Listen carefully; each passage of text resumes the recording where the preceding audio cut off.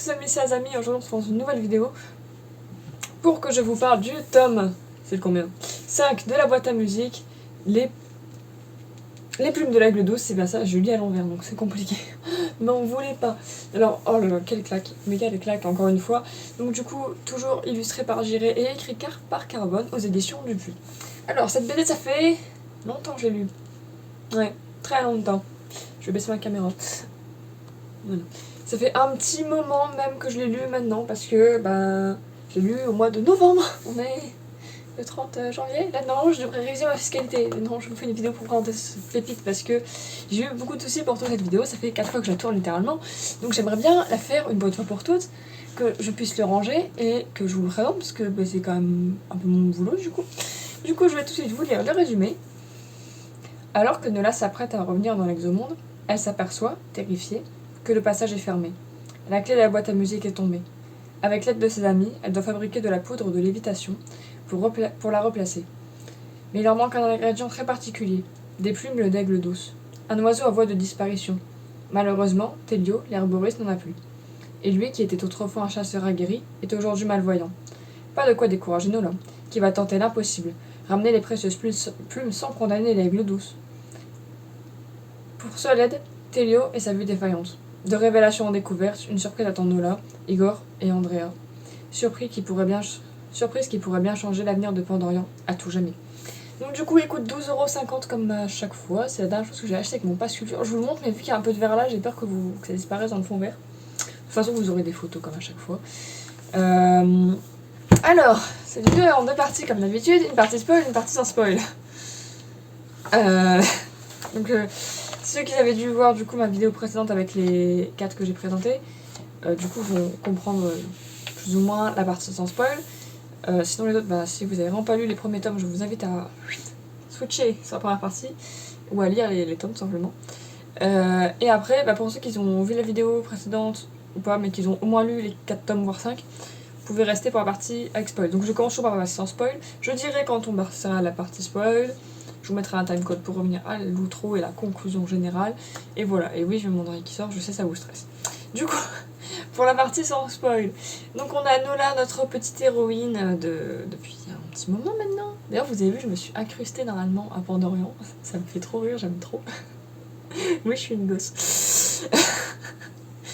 Et ouais, donc on a cette petite fille Nola, du coup, cette héroïne, qui était restée donc, dans le dernier tome. On s'est arrêté, elle n'était pas encore rentrée chez elle, elle allait rentrer chez elle. Et donc au début du tome, problème je crois qu'on l'avait déjà eu à la fin du tome 4. Je vais vérifier. J'avoue que ça fait quelques mois que je l'ai lu maintenant. Oui, voilà. Au dernier tome, le passage était fermé pour retourner dans son monde et elle était coincée dans l'exomonde. C'est l'exomonde, hein? Non, l'exomonde c'est de la Olivia. Non, Pandorian. C'est compliqué. Donc elle ne pouvait pas rentrer dans l'exomonde qui est du coup son CGL. Son père allait se rendre compte de la que sa gamine a quand même disparu, c'est pas ouf. Donc du coup elle est au début du tome, on l'a qui arrive en pleurant en disant coucou, il y a un problème, je ne peux plus passer, c'est fermé. Je ne peux plus repasser dans la boîte à musique, je fais comment? Donc du coup ils arrivent sur place très vite dans les premières pages, c'est vraiment pour remettre le contexte de l'histoire. Et bah la clé est tombée. Voilà, donc du coup bah, il faut remettre la clé, pour ça il faut une poudre de lévitation pour pouvoir la remettre dans le trou et qu'elle puisse rentrer chez elle. Et forcément il manque des ingrédients, mais sinon c'est pas drôle. Donc on a tout sur la partie du bouquin avec une quête de on cherche des ingrédients, machin et tout. Et la dernière partie du bouquin où, comme il le dit si bien dans le résumé, bah il faut chasser l'aigle douce un petit peu parce que bah, personne a ce qu'il faut, personne n'a des plumes, personne n'a rien. Et donc elle se retrouve avec Télio, l'herboriste, à chasser cet aigle douce. Et donc on a un peu une critique du fait de la chasse dans le monde animal, en fait tout simplement, de à quel point est-ce qu'on est prêt à aller chercher les ressources chez les animaux pour notre confort, en fait, notre survie, notre confort. Comme, c'est un peu comme, ouais, est-ce qu'on a vraiment besoin de, pour faire un sac à main, tuer, je sais pas moi, un crocodile pour avoir sa peau. C'est très large, hein, c'est un peu ça. Donc du coup, bon, bah forcément, il se rend à plusieurs trucs, il y a des associations, ça râle, machin. Et du coup, on a toute une quête très longue, très étalée sur le fait d'aller essayer de récupérer ses plumes sans tuer l'oiseau. Donc voilà, donc c'est vraiment, grosso modo, ça le bouquin. La quête tout du long, c'est d'aller trouver cet oiseau, de pas lui faire de mal. C'est un peu ça. Alors maintenant, je vais passer à la partie spoil, je vous retrouve juste après. Timecode qui s'affiche à l'écran pour la partie conclusion générale de mon ressenti, tout ça. Alors, du coup, pour ceux qui sont restés, coucou. On vous aime bien. Donc du coup, partie non spoil maintenant. Qu'est-ce que c'est que ce bordel? Oui, je suis crue. Et en fait, j'avoue qu'au plus je refais la vidéo, plus ma critique monte. Parce que moi, je me dis, il y aura un problème. Alors, du coup, ce bouquin finit le premier cycle. Ça, c'est important de le comprendre. Donc, du coup, on a eu tout un premier cycle où on nous présentait le Pandorien, en fait, là où je suis incrustée actuellement, là, le monde. Et du coup, avec des petites quêtes annexes, des trucs rigolos, des machins. Et là, bon, à la fin du bouquin, on comprend clairement que ça ne va plus être rigolo. Quand il trouve la clé pour aller à Pandocian. Pandocian, c'est ça. J'ai ouvert la page parce que je ne me rappelais pas à chaque fois. Voilà. Où il y a les Séléniens.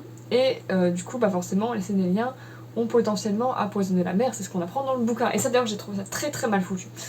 Mais pas pour le fait qu'ils aient assassiné, ça je trouve ça bien dans le sens où oui, ça rajoute du piment à l'histoire, oui, ça change, ça machin. On peut pas se mentir, ça change, ça a rajouté du challenge, du machin. Mais c'est la manière dont c'est fait. Nola est une enfant de 6 ans, ou 8 ans, je ne sais plus. Quel âge elle a? Bon, à vue d'œil, on dirait qu'elle a entre 6 et 8, à peu près. C'est pas une fille, il y a de 18 ans. C'est un enfant. Un enfant qui vient de perdre sa mère, qui est encore triste de la perte de sa mère. Vous comprenez l'information? Vous comprenez où j'en viens là?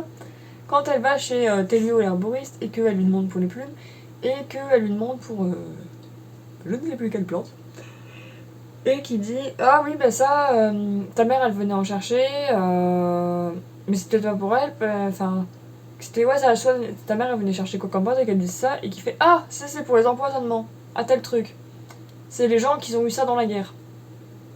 Qu'est-ce qu'elle pense la gamine? Bah forcément ça veut juste dire on a buté ta mère en fait, elle a été empoisonnée, c'est ça qui l'a tuée. Forcément la gamine, bah elle pleure, c'est normal.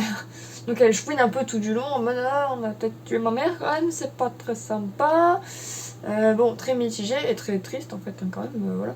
Ce qui est normal. En plus de ça, elle sait même pas si elle pourra rentrer chez elle, si elle pourra avoir son père. Enfin, il y a rien qui va dans ce bouquin pour la petite, la pauvre.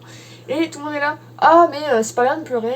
Non, non, c'est une enfant. On va lui dire potentiellement que sa mère a été empoisonnée. Quand le mec se rend compte de sa connerie, il fait ah, après c'était peut-être pas pour elle, ou peut-être c'est pour autre chose dans votre monde, je ne sais pas. Bon, on comprend clairement que la mère, qui les a aidés quand même à sauver ce monde, qui du coup, c'est d'ailleurs très bizarre, je viens de penser ça d'ailleurs, pourquoi est-ce que... Parce que c'est quand même très bizarre que Nola ne puisse pas dire qu'elle vient de du monde... de l'exomonde, parce que, voilà, alors que c'est eux un peu, enfin c'est sa mère qui a sauvé le truc alors qu'elle était de l'exomonde, enfin, déjà il y a un problème dans l'équation là, et en plus de ça, bah la gamine n'est pas stupide, donc ça m'a un peu beaucoup agacée, mais après forcément, on sait pas pour le moment vraiment si elle a été tuée ou autre, donc je comprends le côté rationnel de se dire non mais après c'est peut-être pas vrai ma petite, mais enfin voilà, je râle. Après, deuxième chose qui m'a énervé, la chasse avec le douce. Même si j'ai trouvé ça très mignon, bon, non. La quête prend 3 plombs, c'est très long, c'est très long, c'est trop long je trouve. Je trouve ça beaucoup trop long. La quête est un peu longue et franchement, le côté très oui il faut pas tuer les animaux machin, c'est très bien, mais en fait enlever des plumes, enfin récupérer des plumes ça veut pas forcément dire tuer l'animal. Tu peux faire comme la gamine a fait et aller piquer dans le nid. Ça je comprends pas que personne n'y ait pensé avant d'ailleurs, mais bon, on peut chercher. Et autre chose, le fait que la gamine va quand même dans son nid et qu'au final l'oiseau, bon il le sent pas quand même, alors que 2 secondes avant il voulait buter tout le monde. Ça m'a vraiment énervé. Donc voilà, maintenant on peut passer à la partie avis ressenti global. Du coup, à ceux qui étaient partis pour la partie spoil, c'est compliqué hein, cette vidéo, c'est coucou, au revoir, bonjour, c'est... Bon, on y arrive. Du coup, pour mon mood du truc. Alors, j'ai adoré ma lecture, je ne vais pas mentir, ça s'est lu très vite, je l'ai lu un peu moins vite que ceux d'avant, c'était un peu moins prenant dans l'histoire par le fait que c'était assez lent quand même, mais ça reste quand même une très bonne clôture de fin de cycle. Surtout que forcément, vu que le cycle se finit, il faut un peu finir toutes les intrigues, amener les intrigues suivantes. C'est jamais, en général, c'est pas les meilleurs tomes, ceux qui finissent les cycles. Et pour une fin de cycle, je le trouve extrêmement satisfaisant. Donc, je vous le recommande et je vous dirais même de lire la saga en fait, tout simplement. C'est une saga pour enfants, oui, c'est du jeunesse. c'est vrai. C'est vrai, je vais pas mentir, c'est du jeunesse, c'est du livre pour enfants à la base. Mais un adulte peut totalement le lire. C'est des valeurs, un petit peu d'humour par moment. Il y a un peu de drama dans le sens où bah tu te demandes quand même. Là, les personnages sont attachants. La petite fille, on peut se reconnaître en elle pour plein de choses. Plein de choses de son caractère. Enfin, c'est un peu comme les carnets de série, je ne sais plus si j'en avais parlé sur la chaîne ou pas. C'est vraiment une saga pour enfants, mais que ça fait des petites piqûres de rappel, comme ça. Et le fait de le faire passer par une enfant, ça rend un regard beaucoup plus innocent sur vous-même en fait. Donc voilà, donc c'est vraiment à mettre dans toutes les mains, aussi bien petits que les grands. Les petits, ils vont kiffer l'histoire parce que bah c'est sympathique comme histoire quand même, on va pas se mentir. Et les dessins sont quand même magnifiques. Les grands, bah les dessins restent beaux quand même malgré que tu es plus grand. Mais oui voilà, donc c'est très sympathique, très linéaire, c'est voilà. Il y a beaucoup de bonnes valeurs. Franchement, je peux que le recommander à tout le monde, petit comme grand. Et n'hésitez pas à me donner votre avis sur la saga si vous l'avez lu, si vous ne l'avez pas lu, à la lire et à me dire si vous avez envie de la lire, si je vous ai convaincu quand même. Et ceux qui l'ont lu et qui vont spoiler dans les commentaires par rapport à ce que j'ai dit, mettez avant de dire votre spoil que c'est un spoil, que les gens ne lisent pas le commentaire s'ils ne l'ont pas vu, enfin pas vu, pas lu. Et moi je vous dis à la prochaine pour une prochaine vidéo. Ouais, j'ai galéré à la sortir celle-là. N'hésitez pas à vous abonner et à liker cette vidéo si elle vous a plu. Ciao tout le monde.